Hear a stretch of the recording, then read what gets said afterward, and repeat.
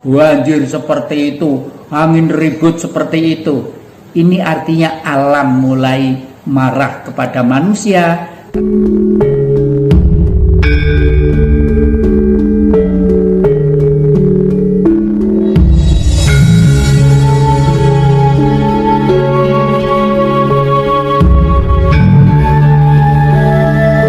Itu sudah pernah diuji di dalam kemasyarakatan baik secara nasional dan internasional. Misalnya Mojopahit mampu berkuasa 341 tahun gara-gara visi misi dan fondamennya jelas dan gamblang, dan oleh karena itu disegani oleh dunia internasional. Kenapa? Karena dunia butuh Indonesia. Butuh apanya? Butuh bahan-bahan untuk pala, merica, jahe, ya, semua. Bahkan sekarang ini di luar negeri banyak orang-orang bule yang dengan pengalamannya di sini, kenapa tanah begini, begini, hanya membawa sedikit tanah di sini dikembangkan di sana, lalu menanam bangsanya sayur-sayuran, waduh, lebih hijau, lebih indah dan lebih seger dari Pulau Jawa. Di Pulau Jawa sendiri banyak orang yang mengeluh, ya, sawah-sawah sudah menjadi gedung, ya, sementara itu pohon-pohon yang lainnya ditebang semuanya sendirilah. Bung Karno jauh-jauh sudah memberi peringatan kepada bangsa ini, tapi ya karena memang seorang tokoh itu, ya, selalu memikul beban konsekuensi dari pemikirannya. Pemikiran-pemikiran yang baru untuk memperbarui kekeliruan, maaf pakai bahasa umum, kebodohan, sangat sulit sekali. Itulah sebabnya setiap nabi selalu mengalami satu pertentangan, satu situasi, baik dalam lingkungan keluarga, baik lingkungan sahabatnya, baik lingkungan secara umum, selalu mendapat hantaman yang sangat gegap gempita. Tetapi karena itu dipilih oleh alam, maaf bahasa saya, dipilih oleh alam, tetap akan menyatu pikiran-pikiran kekuatannya dengan alam itu juga. Baru setelah alam itu ikut mengingatkan manusia, biasanya manusia itu baru sadar, oh ya ternyata benar Bung Karno, ya. Baru sekarang ini saya berani membuka, ya. Karena apa? Ya karena negeri ini masih belum menghargai jasa yang baik. Masih negeri ini masih dipimpin oleh otak-otak yang mencari duit saja, ya. Seharusnya kita dengan Senayan diwakili oleh wakil-wakil rakyat, diwakili oleh siapa saja yang menganggap dia itu tanggung jawab, baik legislatif, eksekutif atau yudikatif tentang republik ini. Bagaimana bisa menangani republik ini kalau fondamen dasar yang telah dicanangkan leluhur sudah tidak pernah dipakai? Maaf, sejak tahun 1974 Indonesia itu baik yang jadi presiden, yang jadi menteri, yang jadi gubernur, yang jadi apapun, tidak pernah tahu Pancasila itu apa.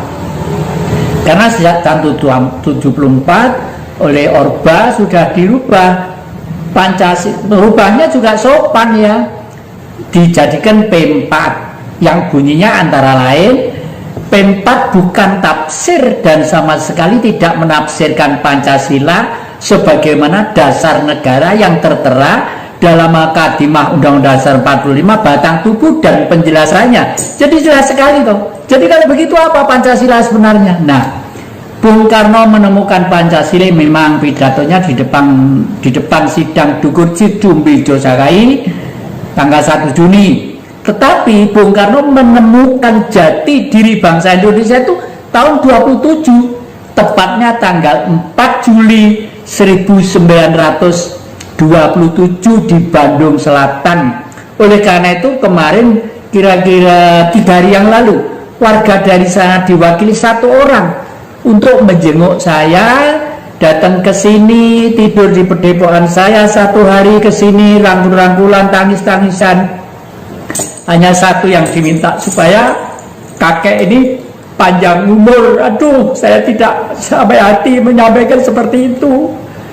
Terus apa yang harus saya perbuat? Ya, satu-satunya jalan saya harus meneruskan dan sekaligus apa? yang sekarang ini titik kelemahan bangsa Indonesia tidak bisa melaksanakan politik yang baik untuk negeri ini. Karena begini ya, berkali-kali saya utarakan di depan publik bahwa Pancasila itu kalau dulu gampang nih, anak SD atau tidak sekolah pun bisa. 5K, ketuhanan yang Maha Esa, kebangsaan, kemanusiaan, kerakyatan, keadilan sosial, titik. 5K dulu sekitar tahun 60, 61, 63 itu bunyinya. Setelah itu tahun 7, setelah ada peristiwa 65, barulah orang barat ikut campur, khususnya Amerika, bahwa hak asasi manusia itu penting. Oleh karena itu, setelah kita percaya kepada Tuhan kita masing-masing, kemanusiaan itu harus diutamakan, jangan kebangsaannya. Itu bertentangan dengan hukum Tuhan. Baca Al-Quran. Di sini ada Al-Quran, ada Injil, ada Taurat, ada Zabur, semua kitab suci ada. Baca semuanya. Hei manusia, kuciptakan berlainan untuk saling kenal. Artinya memang kita diciptakan untuk berlainan saling kenal. Tetapi kalau kita itu menjadi kemanusiaan ditaruh nomor 2, ini tidak mungkin keadilan sosial nanti itu bisa terwujud. Karena apa? Manusia itu kalau diberi kebebasan sebebas-bebasnya, apa bedanya dengan binatang? Akhirnya menjadi binatang. Oleh karena itu secara politik negara kita itu kenapa seperti ini kemarin itu ya. Jadi maaf ya, jadi keadilan sosial itu tidak akan terwujud kalau kebangsaan itu tidak diutamakan. Karena manusia itu diatur bangsa. Kalau situasi sekarang ini namanya situasi liberal yang kapitalistis. Akibat apa? Akibat sengaja nggak bisa ngatur kita ya. Maaf loh ya, demo kasar-kasaran, rusak-rusakan saya tidak setuju. Saya itu sebelum ada lain mungkin saya sudah demo ya. Saya kalau demo halus, pedoman saya wayang kulit. Wayang kulit yang paling menakutkan siapa? Wayang kulit Arjuna. Arjuna itu kalau nggak cakil pentilaan, nggak kayak butor pentil, enggak seperti itu. Arjuna itu kalem, pikirannya bergerak. Oleh karena itu Arjuna lah yang nanti akan meneruskan generasi zaman baru, yaitu dengan lairing Parikesit sampai Parikesit jadi ratu lah. Berkaitan dengan tadi yang saya kabarkan bahwa besok trah-trah Raja Ternate yang muda-muda mau ke sini minta diceritai oleh kakek ini, kenapa negara itu kalau harus menjadi ke sistem kerajaan ratu, bukan kerajaan malah barat loh ya, ratu. Rat itu dunia itu urip. Seorang raja itu harus menghidupi semua yang ada di dalam negerinya. Kalau Indonesia di sini ada laut ya, laut harus terjamin, harus terjaga. Ikan-ikan yang tidak boleh dibomi sewaktu-waktu. Silakan mancing, silakan jolo, tapi ngebom itu tidak boleh. Karena apa? Ngebom itu yang kecil-kecil ikut mati. Berarti Anda itu akan membunuh makanan Anda sendiri. Demikian juga nebang pun jangan sembarangan ya. Sebelum ditebang yang gede, tanam dulu 5. Karena apa? Pohon yang gede itu umurnya mungkin 60, 70 atau 100 tahun. Tapi kalau ditebang sekali, tidak menanam lagi, ya sudah longsor, banjir di mana-mana. Kemarin di Bekasi banjir seperti itu, angin ribut seperti itu. Ini artinya alam mulai marah kepada manusia karena manusia mulai lalai untuk menghormati alam sebagai Allah yang terwujud. Alam sebagai Allah yang terwujud. Mohon maaf ya, mohon maaf, mungkin para ahli kitab tidak pernah ngomong seperti saya. Anggap saya salah, enggak apa-apa. Pokoknya saya pengen anak cucu saya tidak bodoh, anak cucu harus pinter, gagah seperti Bung Karno. Harus seperti itu ya. Sementara itu apa yang belum Mas? Nah, yang saya konfirmasi lagi, berarti ketika panjenengan menyaksikan jasad beliau itu memang benar-benar tidak ada, sesuai dengan yang menjadi bahan diskusi, banyak orang juga mengatakan hal yang sama, bahwa memang jasad beliau katanya nggak ada, berarti itu termasuk bagian dari moksa ya? Ya, termasuk bagian dari moksa. Jadi moksa itu ada beberapa tipe ya. Moksa tipe pertama, moksa dengan tubuhnya itu langsung hablur, hilang ya. Moksa yang kedua, moksa ala yang Prabu Jayabaya ya. Beliau itu moksa waktu itu meditasi di suatu tempat yang sudah diinginkan ya. Setelah itu diam aja, udah pasrah. Pasrah artinya siapapun, dimanapun, apapun itu suatu masa terakhirnya sudah ada.